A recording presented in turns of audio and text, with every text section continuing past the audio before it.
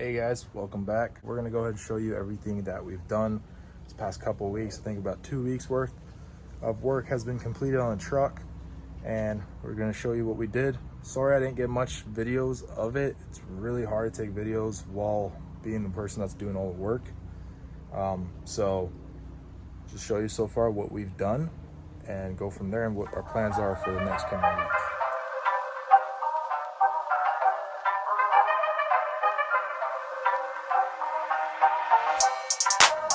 Cool, so I'm gonna start off right here. We got the gas tank finally installed.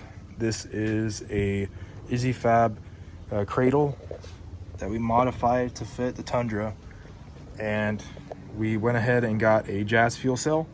So the one that we ordered from Izzy didn't come in. Jazz is taking forever. I was able to find this one and score it on Race Desert. It's a powder coated black unit, brand new. Made a cool plate here. As you can see, did some machining as well.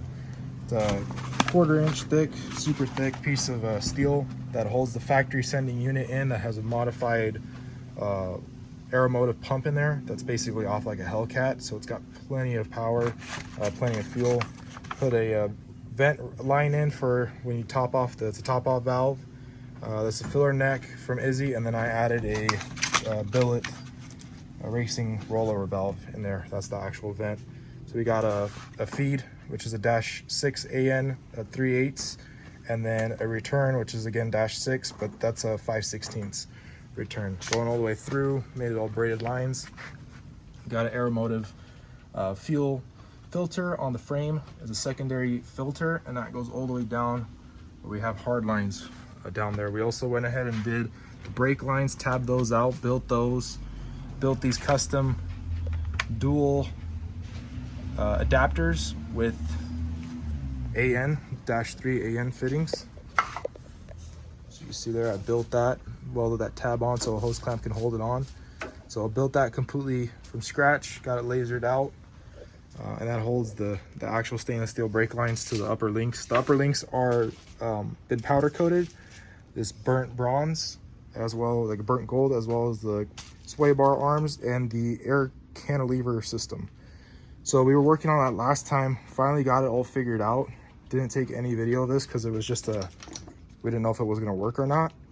So what we got so far is a 3500 airbag on our mount that you've seen before. Airlines are starting to get run. We built a plate that basically uses the same holes as the factory hitch, and then I welded it to the frame because there was a little bit of adjustment that I left in there and didn't want it to move around, so it's welded to the frame as well. Got a big old gusset in here to go ahead and support that guy. It's got a spindle with bearings and a grease fitting that rotates, and then this cam is a 2-to-1 ratio. So this is all going to be with pins. This pin will basically, a screwdriver is my pin right now.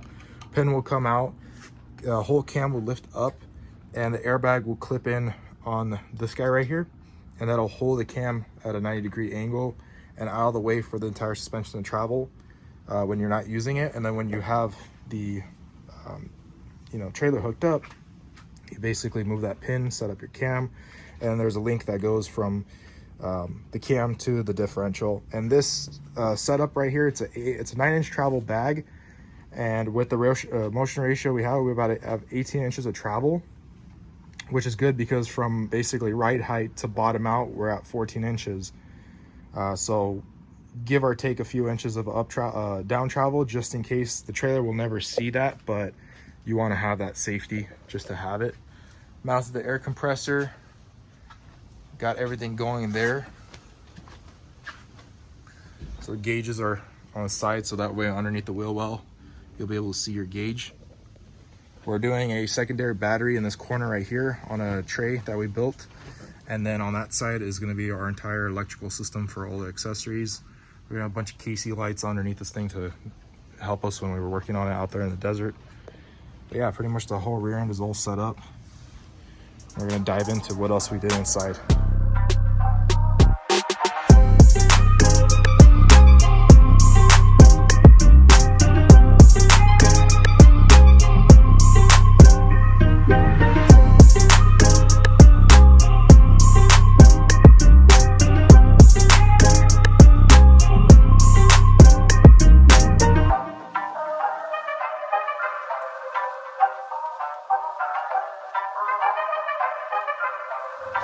All right, so I have to switch to a wide angle. So we got the entire cage done in 1 week, which is mind-blowing actually. So we got everything, all the panels have been sealed. We made panels all the way through, seam sealed everything. So this is a factory 3M sealer that they use also on a lot of Toyotas and Lexuses. So it's all factory stuff, everything's completely sealed. I kind of went overkill on the seam sealer just because I don't want to ever deal with any water or anything coming through. But you can see, super beefy cage. We had to add a lot of stuff. So this is a TE Designs cage that JC helped with me to add some length to it, because this is a double cab cage off of Alex's truck, and we went ahead and extended it with some measurements I gave JC, and we got the roof section like perfect. It fit beautifully. The only things that had to get modified was A pillar, the C pillar, and the B pillar all had to be modified, and we were able to use a lot of his structure that he had in the back. And I left this whole section here open, mostly because that rear window does come out. Eventually I'm going to put some quick release tabs here, so I could basically remove a tube and put it back in. So there's going to be some little bit more structure back here when it's done. But we had to do a little bit of modifications to the seats. So the whole seats, the whole back seats, we're using the stock bench seat. Everything fits. We had to move the entire seat itself about 1 inch forward, which is not a big deal in the Crew Max. There's plenty of room back here. But basically we cut the factory tube off the plates, slid it forward by 1 inch, as you can see where it was to where it is now. Slid the whole thing forward, so it all used the factory holes, factory everything, and you can't even tell it's been modified to fit. And then that whole area gives us a nice place to put, you know, storage, subwoofers, things like that. But yeah, and then everything else we built, like I said. So harness bar, we built that, built a nice cool little X down. This is inspiration I took off of Andy's truck. I don't know if you guys know Andy's truck, the LSKY. He did a really unique design of a big old V that came down like this on multiple planes. So the V is actually backward slope, and then it slopes down again. So it's a very cool, unique design that I liked a lot. I want to incorporate it in this truck. So these look really tiny, but it's because this is an 1.5 inch DOM next to a 2-inch DOM, and that's why it looks so tiny. There's not a lot of 1.75 inch in here at all. Everything's basically 2-inch or 1.5 inch, which is perfect. So all these small tubes that lace up inside, all the gussets and the corners, these tubes here, and then the windshield tubes are all 1.5 inch. So it was beautiful how it all laid out.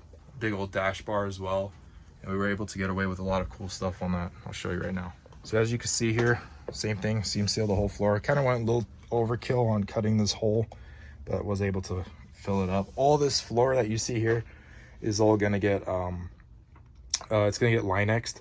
So we're gonna Linex the entire floor. It'll just help with sound deadening and filling up some gaps, and then the whole thing's gonna get carpeted as well. Ignore the mess. It's a mess in here. We've been thrashing, like I said. In 1 week we got this cage in, which is ridiculous. It's got a beautiful door bar, nice and low, so it doesn't bother you getting in and out of the truck. The seats still have a little bit of room to recline back. All these panels will be able to go back in with a lot of trimming. Headliner, I could actually put the factory headliner back in it if I wanted to, with a little bit of modifications for these 2 bars here, but we decided to go ahead and tab everything out. It's a beautiful black interior that I paid to get done, so might as well give it to someone that wants to put a black interior in their stock Tundra.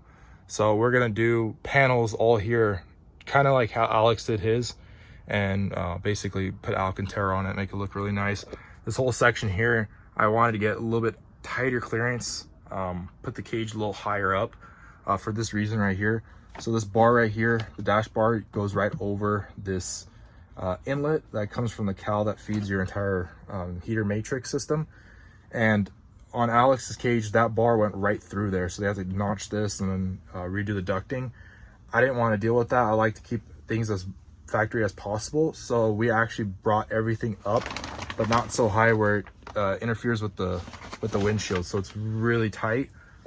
But basically we're going to build a nice little trim panel from the dash, from the bar forward, be a nice trim panel, and then the dash will be on the front.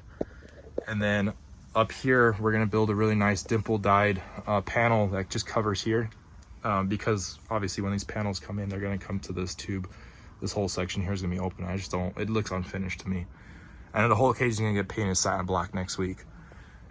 And the cool thing was I saved these pieces off the factory panel here, and I was able to reuse them. So these pieces right here are for the factory sun visor. So the factory sun visor is still gonna work with all the trim pieces, all the little fishing caps, and that's gonna work out beautifully. So you're gonna have a full functioning factory sun visor with a light and everything. So that's awesome. We're gonna put some more tabs in here for obviously those panels, and some lights, dome lights and things like that, overhead switches and all those goodies. But yeah, that's pretty much where we got the cage work done.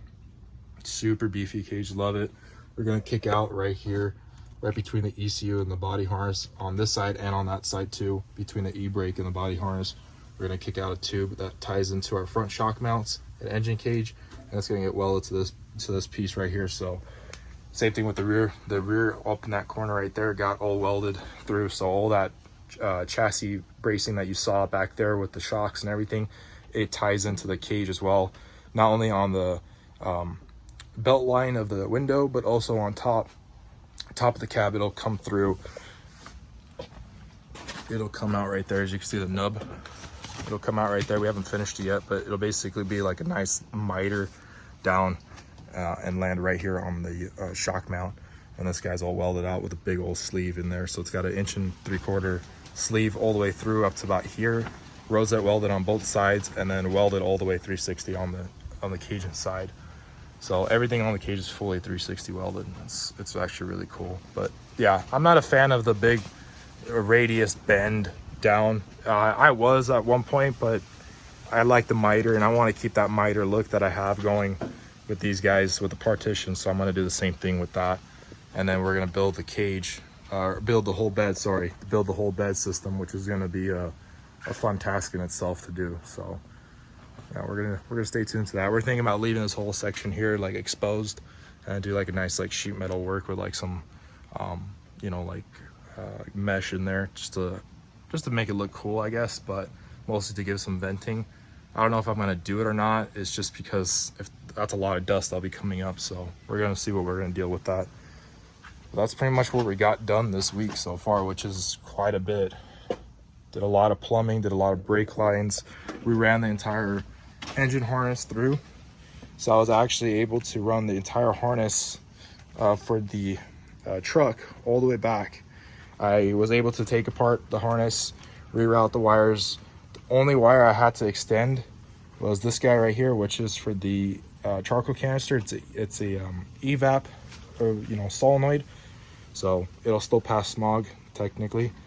And all that goes through. Fuel pump plug right here, perfect length. All that going through to the back. Tail light section right there.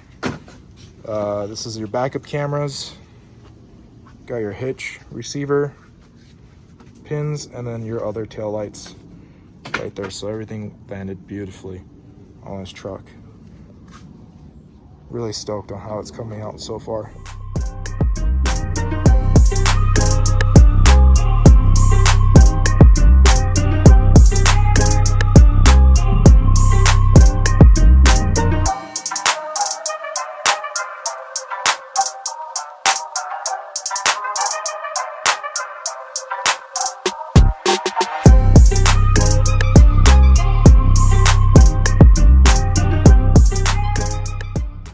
So down here we did as you can see, the whole gas lines right there running, all stainless steel lines to some bulkhead fittings right there that terminates back to soft lines. So basically all underneath the cab is all hard lines for the fuel and even for the brake lines. So we went from the factory fittings here, all stainless steel brake lines, all the way through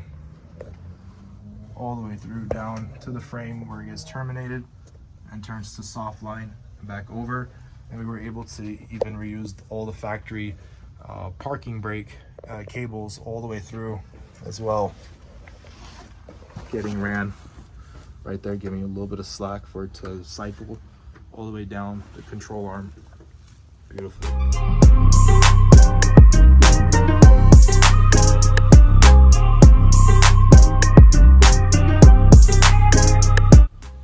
that's it for this week's update, guys. Stay tuned for more episodes on the truck. And like always, subscribe, like, comment. Later.